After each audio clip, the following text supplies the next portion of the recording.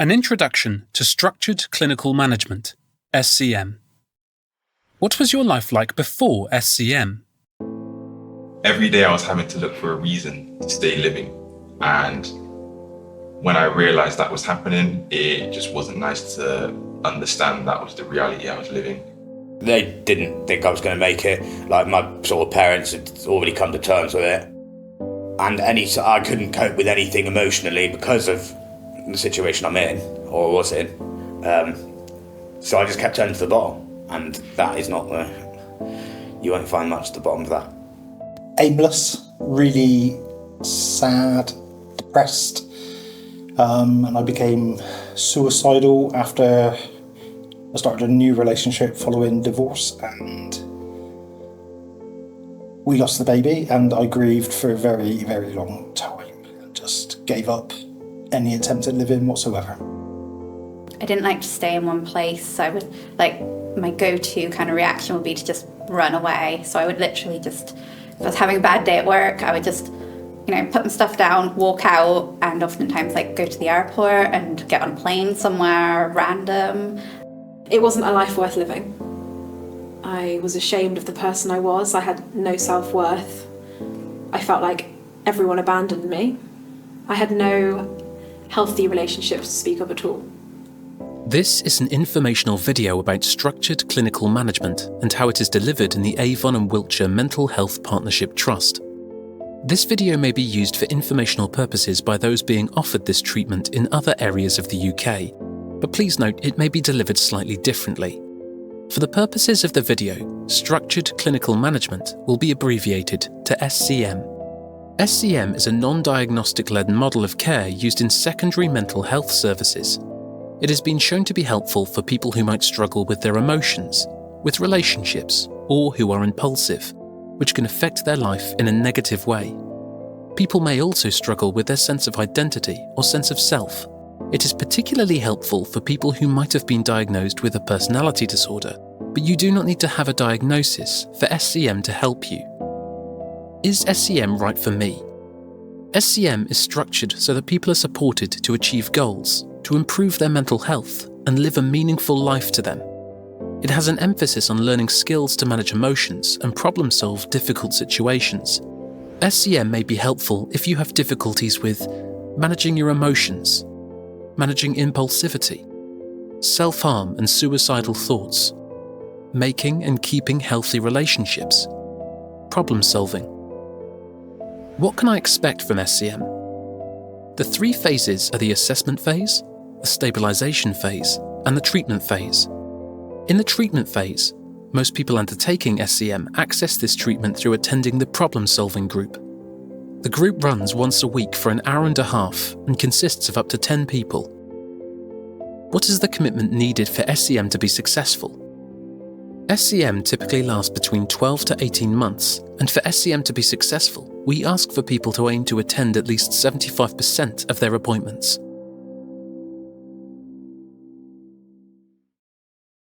What were your concerns coming into structured clinical management? I'd given up to such a point of I took the approach of whatever they're going to give me, I'm just going to go for it. The individual SCM practitioner relationship is fantastic, and then you get the group, which is fantastic in a different way, and they work together really, really well. I loved it. It was the best thing that's happened to me. So. I was the same. I didn't know what it was, but as I said, I was at rock bottom, and I tried so many other different things, counselling, the medication wasn't working, so I was really grateful for it. And when I was told what diagnosis I had, I was pleased because I knew I could work towards then not having a diagnosis, and I was just so keen to start my journey to recovery. I was adamant I didn't want to live this way for the rest of my life. That was the choice I'd already made. I was either going to kill myself or I was going to get better. There was no in between. Yeah. That's exactly how I felt. It was like, this is my last shot. Yeah. Otherwise I'm going to die. That sounds extreme, but that's how real it was. The concerns I had going into it were, as well, it's just not going to work. I've tried so many other things, at rock bottom, and as I say to people, I just feel like checking out. I can't be here anymore. So it's like, I'm not going to go back that way, and this is the only thing in front of me. I don't have much hope or faith that this is going to work, but instead of just, sitting in darkness, I'll give it a go. What were your initial thoughts about problem-solving group? I really didn't want to do it. The main thing for me was this could sound awful, I didn't want to be around other people like me, because I'd had experiences in the past with people who were also, had the same diagnosis as me, and we'd fed off each other and become really dysfunctional, and it was just a horrible situation. So I was thinking, getting a bunch of people like me in a room together, what a mess. That's not going to be okay. And I couldn't have been more wrong about it. It was brilliant. Problem-solving groups is the best thing I've ever done. And I can't believe how wrong my initial thoughts were. I was quite afraid of the commitment, I would say, because for me it was 9 months the process was. And going into it as well, it's again, I'm not wanting to be around, I don't like to bring myself around other people. So it's I wouldn't want to be in a group of that. But at the same time, in my desperation, it's I need to take this opportunity. It might not ever come around again. So I knew I had to show up and give it a go for myself. I was very apprehensive. I was worried that, you'd be in a group and you'd be doing group work and people wouldn't be pulling their weight. And I was still so desperate to get better that, I just wanted more one-to-ones really, because they were just invaluable to me. But my care coordinator, said it was the right thing to do. And by this point, I trusted her with my life. So I went along apprehensively, but yeah, it was the best thing I did. Being around like-minded people when you felt so lonely your whole life, it was amazing, absolutely amazing. How did you find problem-solving group? 10 minutes into the first session, I thought it was fantastic, and again, I just dived straight into it. Just people introducing themselves, and I started to recognise myself in other people in different bits. There was one person who was clearly demonstrating all the anger that I felt. There was another person who was so incredibly isolated that I could resonate with that. There was somebody else who was so chaotic I could pick up bits from that just from talking to them, and I would thoroughly recommend it. Yeah. It's I've nothing bad to say about it at all. Yeah, it kind of taught me to be a person again. That sounds a bit wishy-washy, but I wasn't functioning as a healthy adult before, and the course just kind of got me back on track. What was really valuable is that everyone was so different, and it didn't matter that you had a different background to someone, you were a different sex, different gender, different race. None of that mattered. That you, like you said, you could see bits of yourself in everyone else. Oh, definitely. It's about that connection and being able to like you say, we're all different, but also we have this thing that's the same, and we can all kind of relate to each other.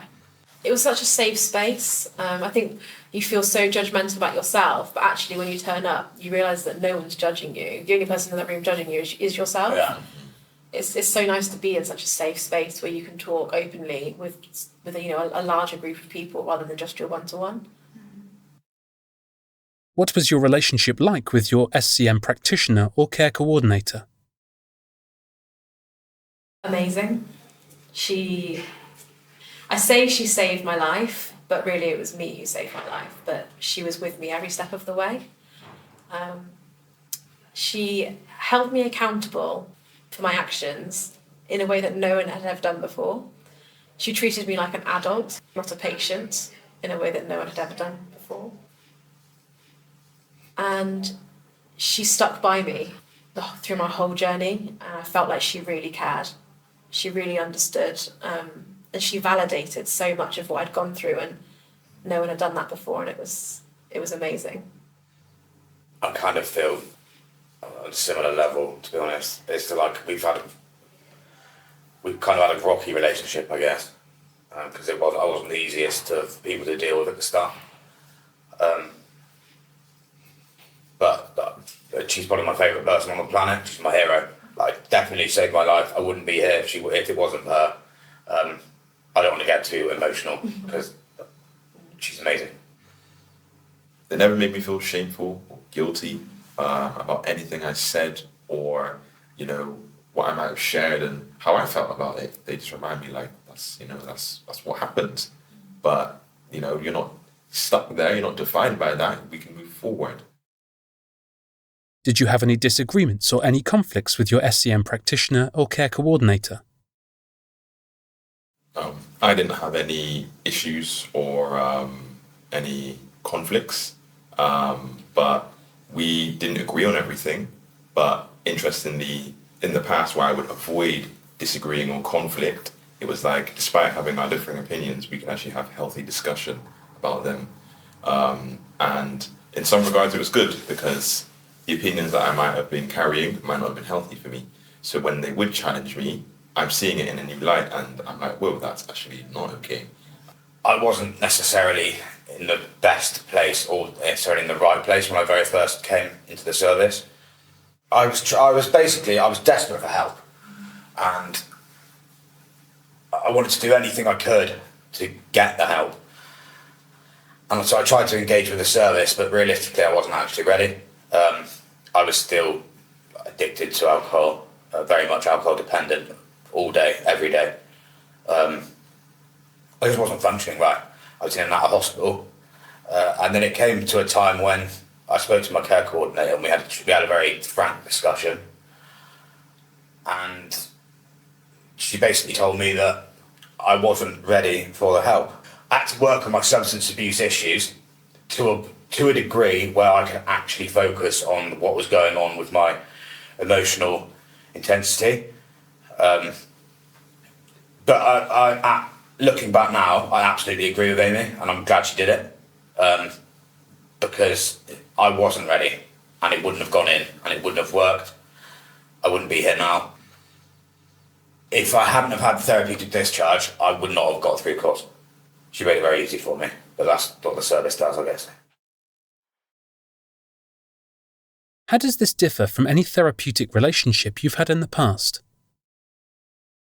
I would say, and this will sound strange, but when I've seen, say, counsellors in the past, they've almost been too emotionally invested in me, and that is not good for me. This is not good. I don't want to be crying with therapists. So the way there's more of a clinical approach here, that very much suits my situation. Yeah, I absolutely agree. It's like that clinicalness and the structure and boundaries. I just think when you've got like emotional intensity, you need something that's almost like not emotional. Yeah. And because I never got on at all with any other kind of therapy at all. So to then come into this and it's so different, it just clicked. It just worked so much better. Yeah, I should point out that I was so jaded by the time I got here that I was just like, none of this is going to work. But then they basically opened my eyes and started changing my life, really. That's how you felt, Martin, wasn't it? That's how you felt. You'd seen all the types of therapy. I had, but they'd always, I've had a goal, which is previous. Again, what was different was previously, this was about getting back to being a working, tax-paying citizen like everybody else. SCM and the care coordinator work was about making my life better. Didn't matter, I didn't have anything to aim for apart from getting better. Structured clinical management was very much, they take you how you are and they give you tips and some tools as to how you might cope with things better, and that was far more productive to me than any counselling session that I've ever been in. What would you like to share with those considering SCM? I've thought a lot about how to answer this question. Yeah, it's a difficult one. Right, here's the thing. You're not going to come out of it skipping and there's all rainbows and loveliness. But now you'll have a few more ideas about why it felt as bad as it did and why it happened and how you responded and what you can do about it to extract yourself from it becoming an issue that a year ago would have made you homeless or would have ruined your relationship or would have got you sacked. We keep talking about tools. You come out with a box of tools and you've got to keep practicing, you've got to keep going back to them. You've got to keep working. It's just a starting point. Yeah, you've got to put in the work, and you've got to still keep putting in the work even after you've left. But it's just so worth it. And like going into it, it feels really scary and really big, but you just got to do it. I would just recommend that you just fully apply yourself, throw yourself into it, because the more you put in, the more you'll get out. And there's actually nothing to lose, and there's only everything that you might want to gain. And it's probably the greatest investment that I've made in my life. I'd say take the opportunity you've been given, because you are worthy of doing it. And I know when you're first offered it, you may not feel that worth and you may not see the light at the end of the tunnel, but take it from all of us. You deserve to be here, and the rewards are just amazing. Like Martin said, I mean, I've thought about this question in particular more than any other, because I know how I'm not the kind of person who's going to give you like singing, dancing, this is amazing. I'm just not that guy. But with this, I would implore people to at least try. I agree with everything that these guys have said in that you have to keep working on it. It's not you're not going to go through group and then be magically everything's great now. That's in the past. You do very much have to keep working on yourself. But it's about enablement and empowerment of each individual person. Before this, I thought all this stuff was nonsense and like basically mumbo jumbo. My mind has been completely changed, and I'm not just saying that. It gave me my life back, so I can't be any more grateful. It gave me a life worth living. Yeah. Yeah, like I don't have to put all my energy into just like surviving moment to moment. I can actually like live a good life now. It's like it's created that emotional room to let love in, to let like goals in, to like have good things for myself. There's hope. So much Yeah. hope. Yeah, So much hope. What is your life like following SCM?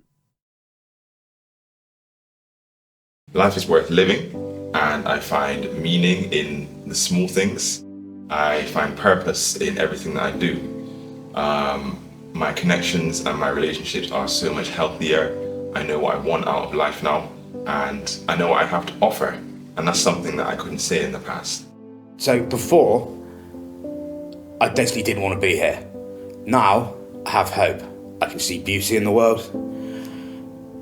I can smile at things. I don't want to die anymore, to put it in the most blunt form. Now, I feel like I'm worthwhile. I feel like I can contribute, at least to some degree.